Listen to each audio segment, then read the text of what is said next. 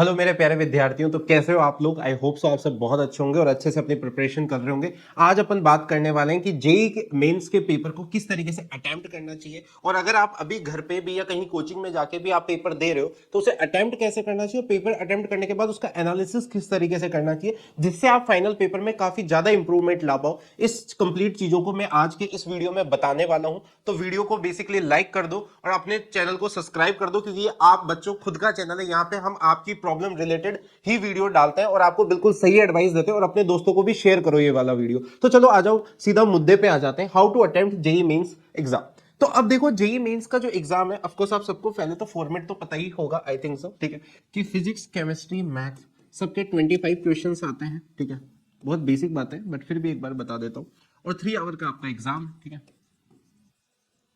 +4 -1 वाली scheme valid है, और जिसमें से 20 क्वेश्चन आपके सिंगल करेक्ट होते हैं ईच सेक्शन में, और 5 क्वेश्चन आपके इंटीजर टाइप है। क्या बात क्लियर है?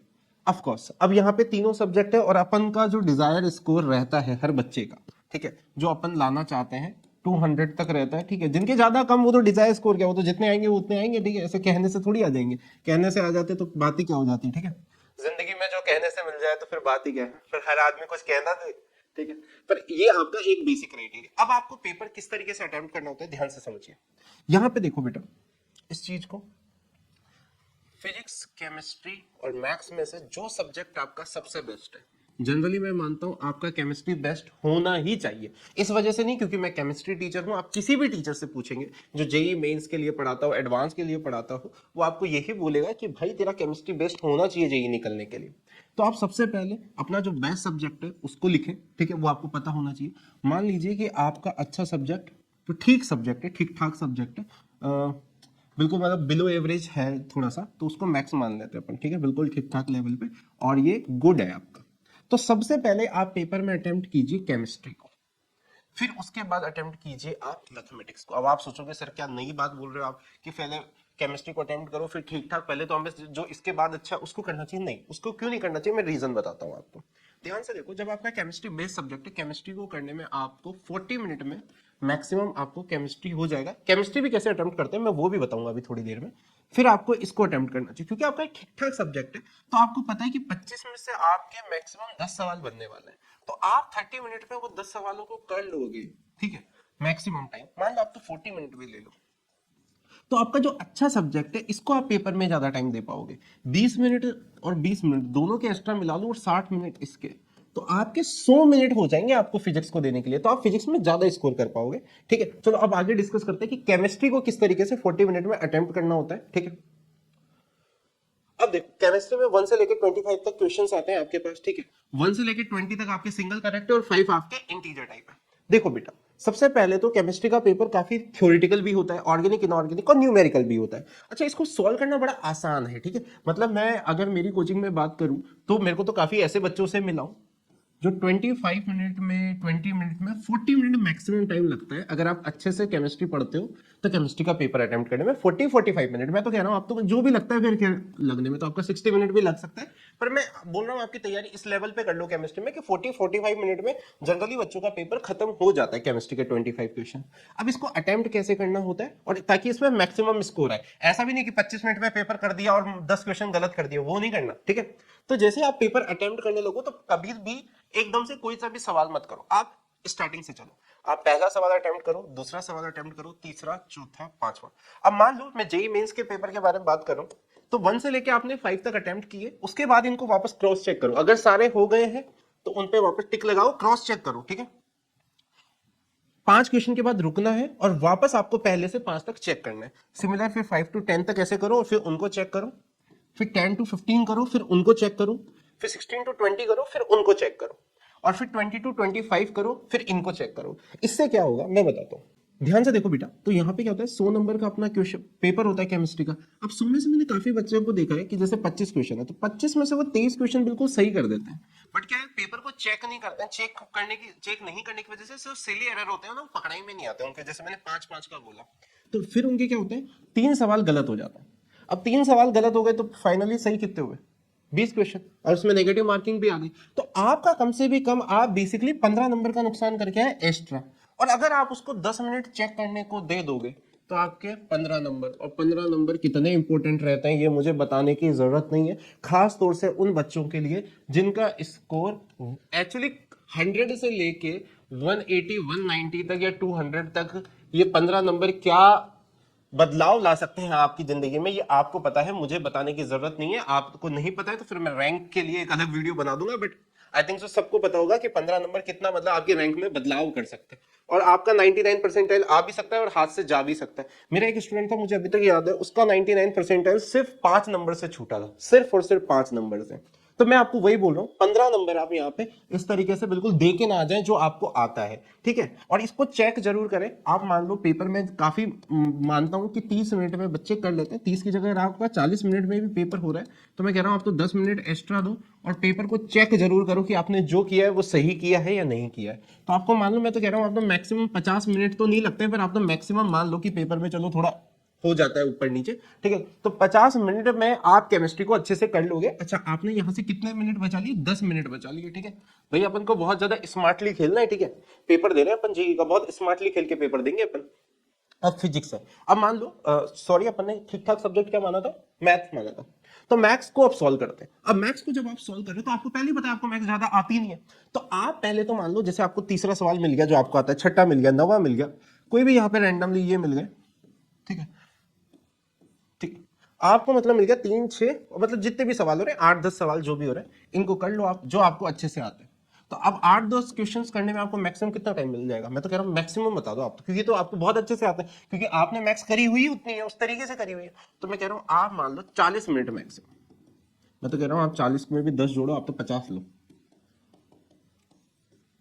50 मिनट में आपने 40 नंबर अर्जित कर लिए। और याद रखना बेटा इनको, क्योंकि जब अपन को आता कम है तो वैसे तो अपन एरर करते भी नहीं है फिर ऐसे सब्जेक्ट में, क्योंकि अपन को तो आता ही कम है, 10 ही सवाल तो कर रहे हैं अपन ऑलमोस्ट, ठीक है। अब 10 सवाल में आप ये कम से कम ये है कि कोई सिली मिस्टेक नहीं हो जाए, कोई कैलकुलेशन मिस्टेक नहीं हो जाए, तो पेपर को अच्छी तरीके से चेक कर लेता। और मैं बता रहा हूँ अगर आपने पेपर में पेशेंस रखा ना, तो पता है जब अपन ये इतना लो टारगेट रहता है ना कि 10 क्वेश्चन, और आप ठीक ठाक स्टूडेंट हो, अगर आपने ठीक ठाक मैथमेटिक्स पढ़ी है, मैंने जनरली जब देखा है कि मैं बच्चों को लो टारगेट देता हूं तो 2-3 क्वेश्चन ज्यादा करके आ जाते हैं, 12-13 क्वेश्चन भी कर लेते हैं। लेकिन मैं तो आपसे कह रहा हूं आप 10 क्वेश्चन ही टारगेट रखो, आप ज्यादा टारगेट ही मत रखो मैक्स में। 10 क्वेश्चन से कितने हो गए? 40। अच्छा, यहाँ पे अपन 20 मान रहे थे, उसमें से 80, ठीक है।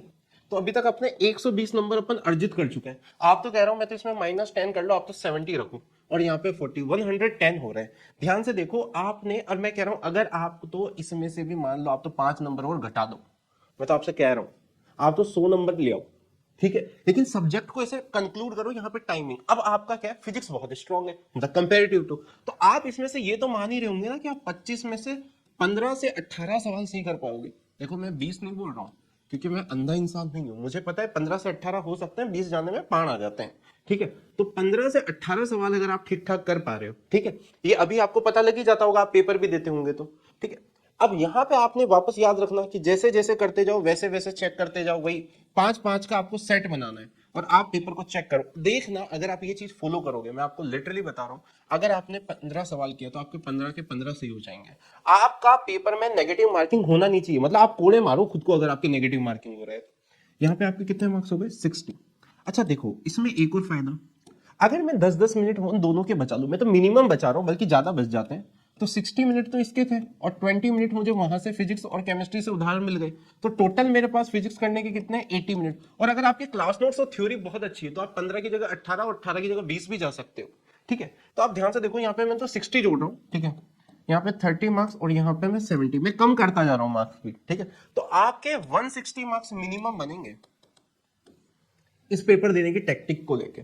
और याद रखना बेटा, मैथमेटिक्स अगर जिन बच्चों से नहीं हो रही है, मुझे कल भी एक लड़का यूट्यूब पे कमेंट कर रहा था, तो मैंने उसको यही बोला कि 12th क्लास की मैथ्स करूंगा, उससे क्या होगा, कैलकुलस कर लो, वेक्टर 3D कर लो, ठीक है। मैं ये नहीं कह रहा हूं देखो कि इससे बहुत ज्यादा कुछ हो जाएगा, पर काफी कुछ हो जाएगा, ठीक है।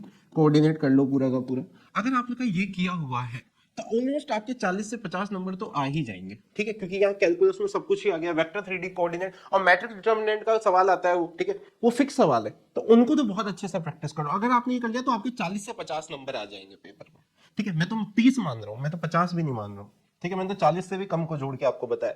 तो इस तरीके से आप पेपर दीजिए, और साथ में जैसे आपका कोई भी पेपर खत्म होता है, मान लीजिए आप घर पे पेपर देके आए हो, जैसे मान लीजिए आप जेई मेन का कोई पेपर आपके इंस्टीट्यूट में या आप कोई भी कहीं पे भी एग्जाम दे रहे हो, आप पेपर देके आइए, आने के बाद 1-1.5 घंटे बैठिए, रेस्ट कीजिए, अपना टाइम लीजिए, उसके बाद पेपर को कंप्लीट देखो। ये याद रखना, अच्छा मैंने यहाँ पे सबसे पहले केमिस्ट्री को रखा, फिर मेरा जो वीक सब्जेक्ट था मैंने उसको रखा, और जो मेरा सबसे बीच का सब्जेक्ट था उसको मैंने थर्ड पे रखा। उसको देने का यही टाइम था कि इसको मैक्सिमम टाइम दे पाऊं। अगर आपने फिजिक्स को सेकंड नंबर पे ले लिया, जो आपका ठीक ठाक सब्जेक्ट है, ठीक है, तो होगा क्या ना, आपको पेपर में टेंशन हो जाएगी कि यार मैंने तो मैथमेटिक्स को छुआ ही नहीं अभी तक, और फिर आपको भले ही से टाइम तो नहीं लगेगा, लेकिन फिजिक्स करते टाइम आपके सिर में चल रहा होगा वो। तो मैं चाहता नहीं हूं कि आपके दिमाग में दो चीजें चले। इस वजह से एक बार मैथ्स करके फ्री हो जाओगे 40 मिनट में, तो उसके बाद फिजिक्स को भर के टाइम दो, या आपका जो भी अच्छा है, ठीक है। ये चीज मैं आपसे कहना चाहता हूं। और साथ में जब पेपर एनालिसिस करो तो अपनी गलतियां मानो। अगर कैलकुलेशन एरर हुआ है तो आप ये मत बोलो अरे वो तो कैलकुलेशन एरर हो गया। भाई क्यों हो गया? ये पाप है मुझसे। मैं 2 साल से जेईई की तैयारी कर रहा हूं, ये गलतियां मुझसे क्यों हो जा रही है? अगर क्वेश्चन पढ़ते टाइम आपकी कोई गलती हो जा रही है, या ना उन्होंने पीओएच पूछा है तुमने पीएच टिक कर दिया, उन्होंने पीएच पूछा है तुमने पीओएच टिक कर दिया, पीके पीके भी, मतलब काफी चीजें ऐसी है। वेंटो फैक्टर से मल्टीप्लाई करना भूल गए, यार ये तो अपनी गलतियां, इनको मानो, दिल से मानो। मतलब ऐसे नहीं कि दूसरों के सामने फ्लैक्स कर रहे हो, अरे कि वो तो मेरा सिली मिस्टेक हो गया था। भाई क्यों हो गया था मेरा सिली मिस्टेक? मतलब अपने आप को बिल्कुल, अपने आप पे बिल्कुल हार्श हो जाओ। मतलब ऐसा नहीं, अपने आप पे रिलैक्स हाथ मत रखो, क्योंकि ये एग्जाम जो भी आपके इंस्टीट्यूट ले रहे हैं, आज हम भी हमारी कोचिंग में ले रहे हैं, मैं बच्चों से ये कहता हूं, ये एग्जाम आपको एग्जामिन करने के लिए, ताकि आपका फाइनल पेपर बहुत अच्छा हो। हमें आप कई बच्चे, अच्छा और बिल्कुल भी एक और चीज बेटा, चीटिंग मत करो। मैं देखता हूं लोग हर इंस्टीट्यूट के एग्जाम में, मैं ये नहीं कह रहा मेरे में ही होता है, हर जगह होता है यार, चीटिंग को कोई भी नहीं रोक सकता, ठीक है। हम यहाँ पे कोई उतना बड़ा वो तो चला नहीं रहे, कोई बच्चा चीटिंग करना चाह रहा है तो चीटिंग कर ही लेगा। मैंने हर बड़ी कोचिंग में भी बच्चों को चीटिंग करते हुए देखा है, उससे क्या हो जाएगा यार?